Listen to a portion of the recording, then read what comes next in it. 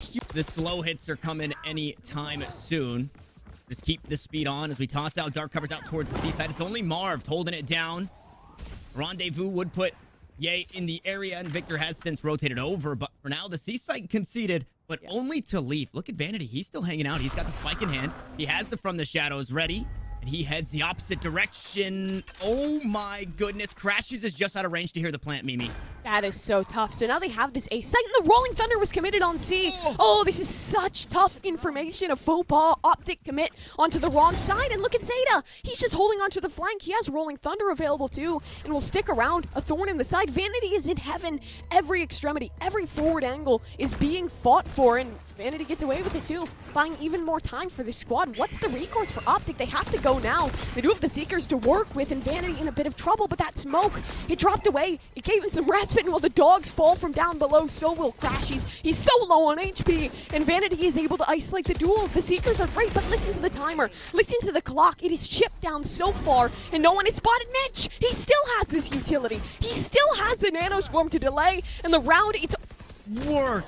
The big brain play and the timing. It could have been squandered if Crashies was just in range to hear that plant, but he had just gotten too far deep into that spawn, and it works perfectly and take them down en route towards that ace site. Man, that is just insane and soul-crushing, no less. And now Cloud9, 3 rounds to lead. I don't even know where to begin with that round. It is just so tough that the second that rotation comes through is the second that FNS invests the ult. I was about to praise Optic because it feels like the strength of this comp, they've been trying to go for these early fights. I think against a setup like Cloud9, your value is in the retake. It's in playing the late round. Double flash, Victor can create so much space off his utility and just off being able to straight up sprint on in and combine that with the relay bolts. It feels like that benefits this team so much better, but again, when you're playing a Sovalist comp, your information is predicated off aggression. You need to invest that utility to fight, and unfortunately for them, they just over-invested it just a tad. In this eco round, it's already not looking great. Optic has been punished on 3 front. C-site is clear. They'll even commit these Sky Seekers just to make sure nothing's going wrong in this one. Yeah, I love that the Seekers went and tagged the body of Marv. Just like, insult to injury, yeah, we got you, but the Seekers, they're still gonna... It's a weird interaction. I don't think Seekers normally... I feel like they don't usually do that. That is a strange one. Leaf will punish in the end. I'm wondering if it was because the Seeker was paranoid, because he did get hit by Vanity's near side off that paranoia, so... I don't know. Interesting one to maybe look back at. Crashies at least... Yeah, I was thinking save it for the lockdown, but that didn't even happen when Mitch ulted a couple rounds ago. We didn't even see that orbital strike, and in this one...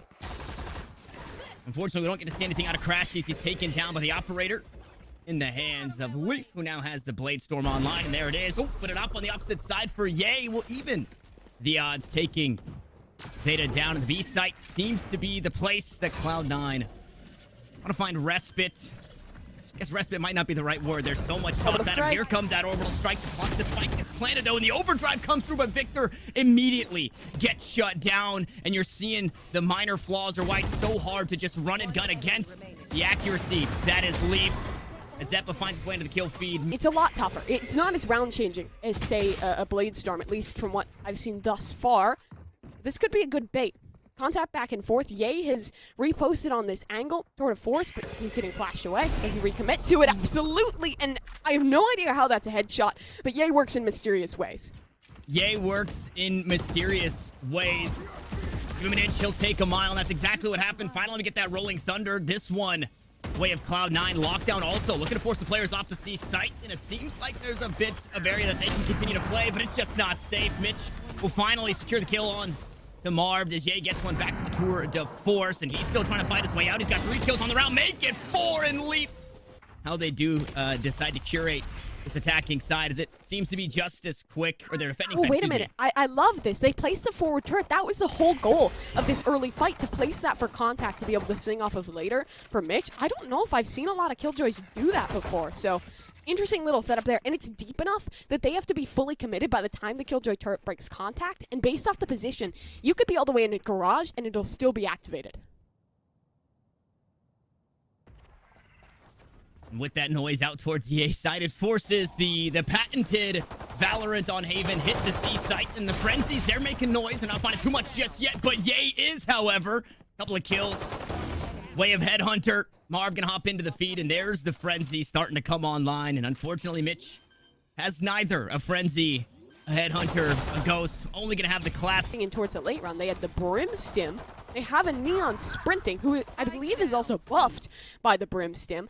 You are so quick on these rotations, and even though defenders tend to have a slightly quicker timing on the rotates if they work their way through B, like using their composition to good effect here, as Victor will get pretty deep into this one. Leaf unfortunately misses the shot. Could be in trouble here as the Neon just runs him down, but that's ridiculous.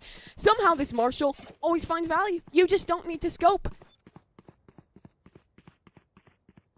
It's impressive to one-tap somebody when you're stunned with the Vandal, but to do it on a sliding Neon with the Marshall, Leaf is a madman. Now, unfortunately, that's not enough to win the round. There's still 4 alive on the side of Optic, and they've got the better weaponry, no doubt. But it's a good start and a good way to slow things down once more. I also like that fault line, right? It's different than the one from A-Link just going into lobby, because we've seen that Victor can get past that. So they mix it up. They throw it out from A shorter, A sewers area, a little bit diagonal, and Victor was actually tagged up by it. Slowed down that push quite a bit. Had to find shelter in the cubby, and lots of noise out towards C this time, but it's the inverse of what we saw in the previous round. It's noise out towards C and back towards A, but the spike is not in hand for the two here. It's just like a on double the fake. side. Yeah, What are they trying to do with this one? Yeah, it is. They've baited towards A. The question is, did these two players who are still outside towards grass commit to it? Mitch is re-clearing C long. This could get really funky.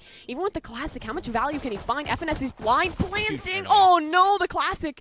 Not enough to finish the job. Now 10 seconds left. Plenty of time for the defuse. And Mitch in a bit of trouble. He needs to get away. He needs to find the timing on this one, and he does. But just on the other side of that smoke, Marv picks up a double. Yeah, Zepp is able to trade out the kill there, but in the 2v2, the weaponry just might be too much. Both players of Optic out towards long. Flash the information. Zepp to hop back onto the spike. 100 HP, but no shields. Now he's only got one more to worry about, and it's the low HP. Yeah, another tap onto the spike. With 15 rounds, they go around, and it's Zeppa to close it out. 3 kills on the round, and again, it's the C9 factor where there's a will, there's a way, and they find it here. Right. He got a little suspicious of this play. He's like, wait a minute. We've had sight for a good 5 seconds. We haven't even heard the spike get tapped. Something could be going on here. And he commits to flanking back towards C. Delays enough that that playthrough spawn can be effective. And then just a really, really good clutch in the 1v2 to isolate those frags for Zeppa. Light armor. It's another early fight towards this A lobby. And this time, Victor actually got past it. It was the combat stim plus the sprint to get that deep so early on. But for what? Unfortunately, nothing for the giving denial back. of that short control again, right? Because the thing is that they don't get any kills off it or anything. But Cloud9, we already saw that they like to try and get someone forward and like tuck someone in towards that close corner. They aren't able to this round because of that Neon. But in mid, things get a little wacky. Both sides whiffing their shots, but Ye out on top. He needs to get healed up here. And will, as the dash is forced out of Leaf.